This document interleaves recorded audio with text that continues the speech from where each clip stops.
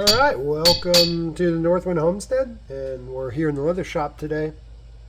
So got my County Carry Great Kilt, and been wearing just my regular EDC Sporran with it, which has a perfect time and place, but I think it's time to make a Rob Roy. So been thinking about that for a while, and today is going to be part one where we're going to make a pattern for it. Patterns are super easy. You can make a ton of them. I generally don't use the corner of the paper. I guess I could. There's no reason why I can't, right? Just because it gets all munged up. Plus it gives me room to work. But first thing I want to do is kind of just figure out about how big I want the bag portion to be. I think across the bottom,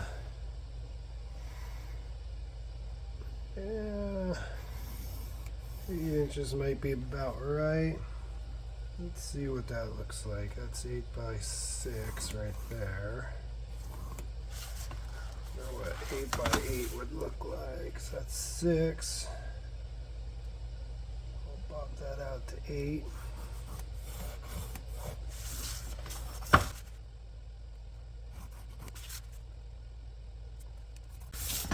So there's an 8 by 8 square. I think that might be pretty decent size. Let's find my middle point here.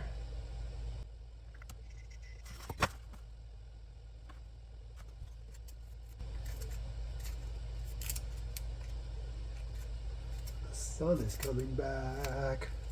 This time of year, the sun hides behind the mountain a lot. It's always kind of nice when it pokes out. So we'll get a couple of sunsets throughout this time of year as it comes out between the peaks and valleys of the mountain. Alright, and then we'll come up 2 inches.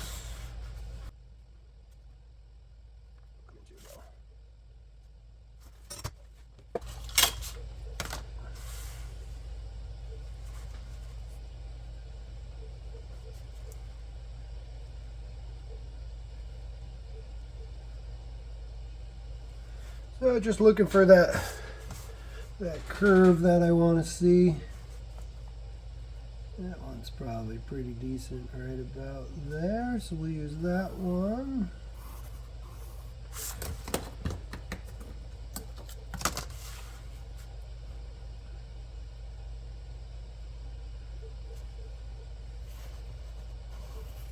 This is one way to do it. The other way, cut this out, fold it in half, do the curve on one side, and then you'll match it on the other.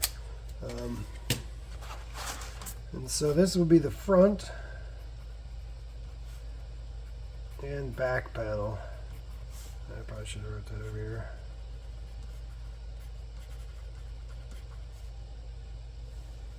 This is Rob Roy Sporran. Oops.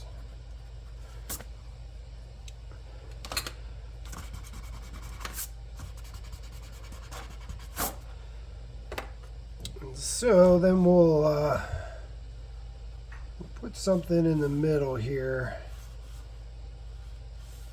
Put some kind of so we'll have some holes. And our cord's going to go up through there, and then it's going to come around the button on the top of the flap. And so I want that's probably going to be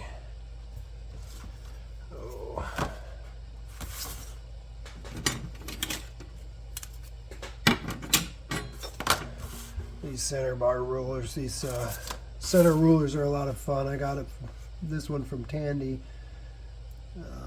I get a lot of stuff from Tandy.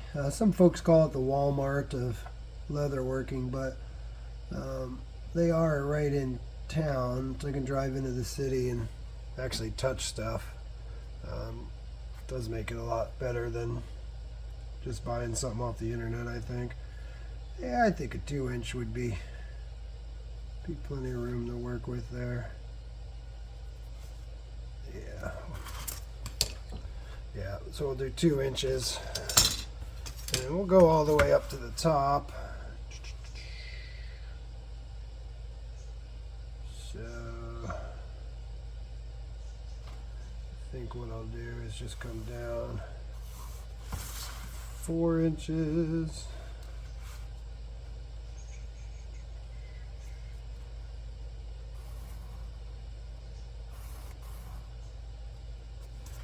Now, do I want this to do something interesting down at the bottom here? Maybe a little curve kind of thing.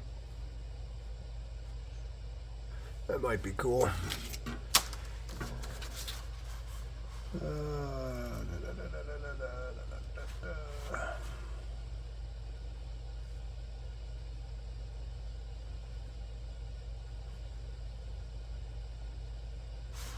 Let's go to 5/8 curve.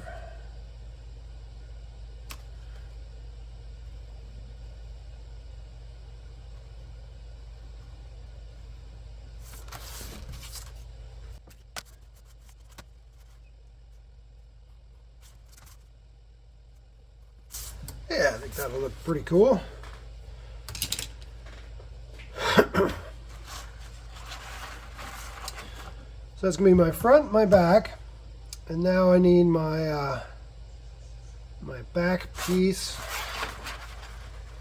So this back piece kind of, you know, it's got a round portion at the top, and then a tail that comes down the back, and then I'm gonna put some slits for the belt loop in there, and I'll probably do something similar to what I did on the front side there. I'll just have a little thing that comes down at the bottom. So I guess the question is, how big do I want that circle to be?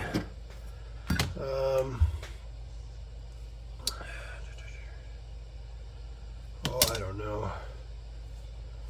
Probably about yay big, maybe 6 inches. So we'll do this to 3. We'll pop that at 3.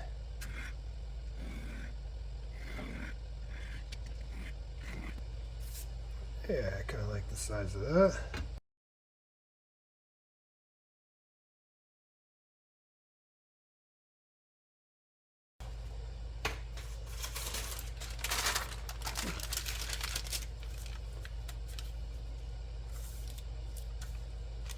Yeah, so I'm going to use this Celtic Cross or Celtic Shamrock. This will match my other Sporran, so I'll use one of these too. Just kind of bop that right in the center.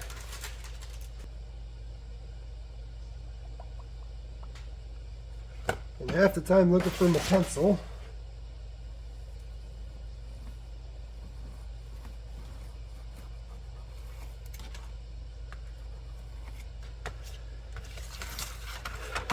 Alright, I think I want this a little bit thicker down the back. Let's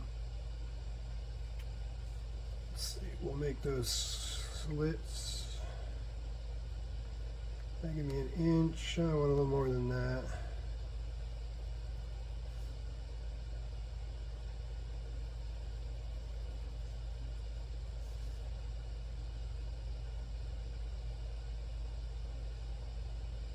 Let's do 3/8 width for the slits, and then 1, 2, 3/8.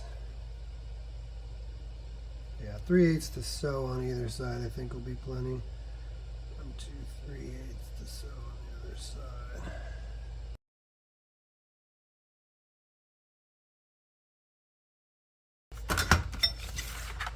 All right, so how long do I want these straps to be for the belt? Oh, probably do. What did I guess there? That made that about, yeah, maybe about 3. So let's see,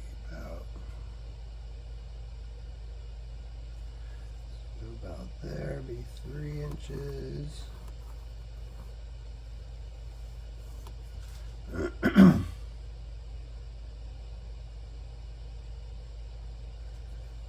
Three inches.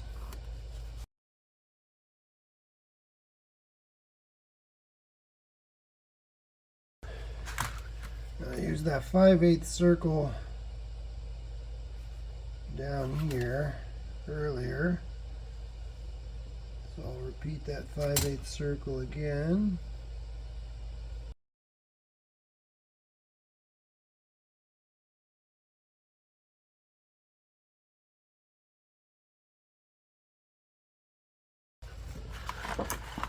Yeah, that'll look cool. Then stitching will come down. Stitching, stitching, stitching.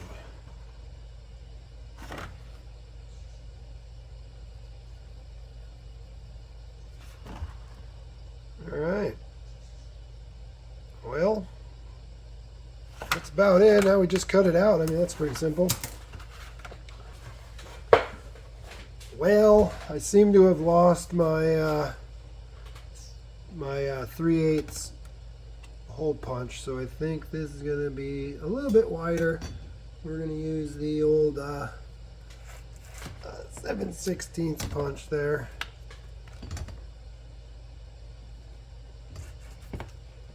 That's fine.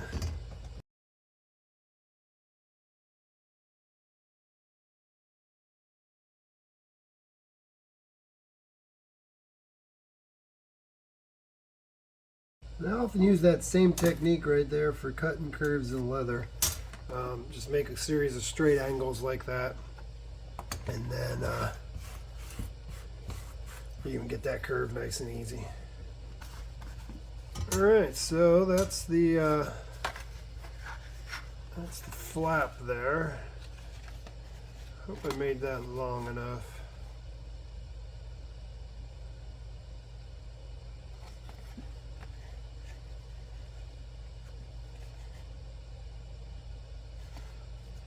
Might have needed to make that longer right there. We'll see. See how it comes out.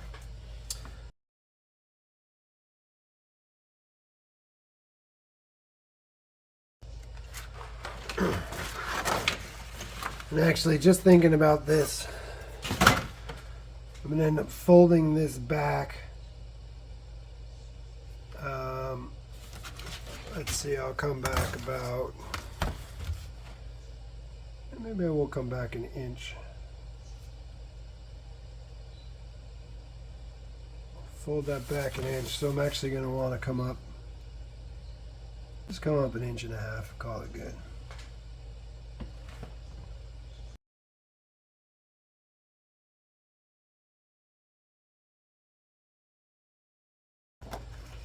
Yeah, so that'll give me a pretty decent size fold over.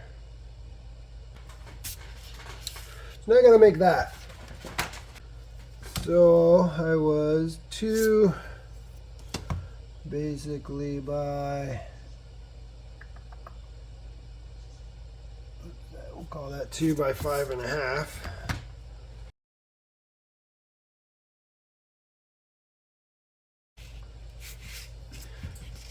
I could just cheat and go that route. That's probably the easiest. Watch this. Alright, cheat to win. Alright, here we go. Love this light box. Got this many years ago for working with slides, photographic slides, and use it a whole lot in the leatherworking.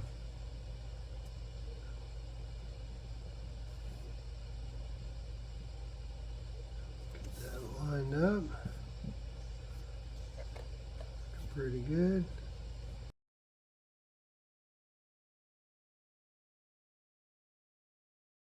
If you don't have a light box, you can hold that up against a window on a nice sunny day. Let the nature be your light box.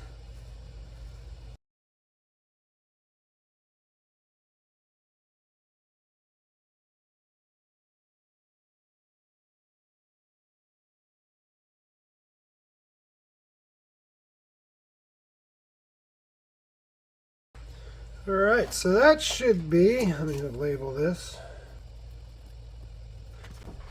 That should be about all the pieces that I need, for pattern anyway. So basically we'll make 2 of these.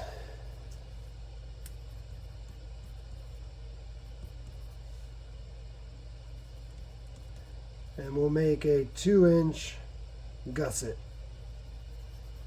think that's how you spell it, but it's just me, so I don't care if it's right or wrong. So we'll make a gusset. So basically, there'll be a 2-inch gusset between the front piece and the back piece. This will get folded over. This will attach to the back, and it'll come up around the front. And then we'll have the holes coming up out of here. We can mark those holes out. Oh, probably down the bottom here somewhere, right about there, maybe. I think we'll do those at the.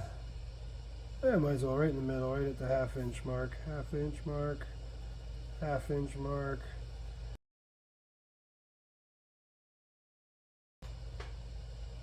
No, I don't like that.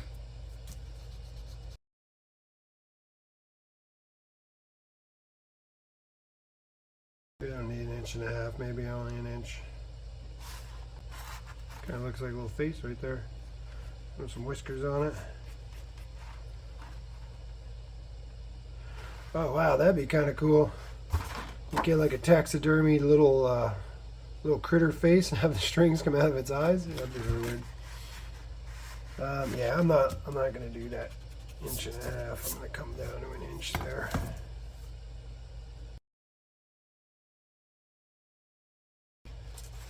All right, and then usually there's like a concho or a button or something that's gonna go here that's gonna fasten it, and then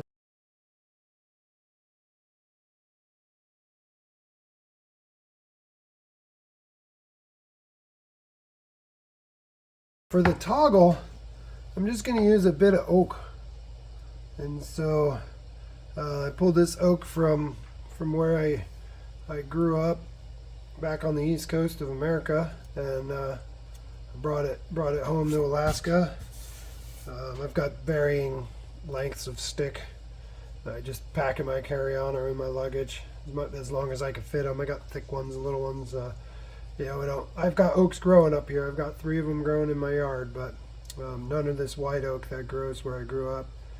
And so we'll just make I'll probably just use about that much and just kind of whittle a little bit of a toggle out of that. The oak is a very precious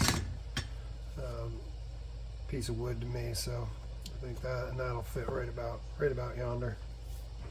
So that about does the pattern.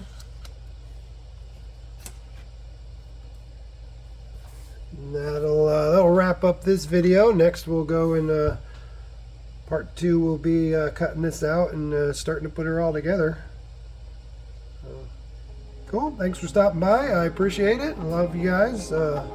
Please subscribe and send me some comments. Tell me what you think, and we'll see you on the other side. All right.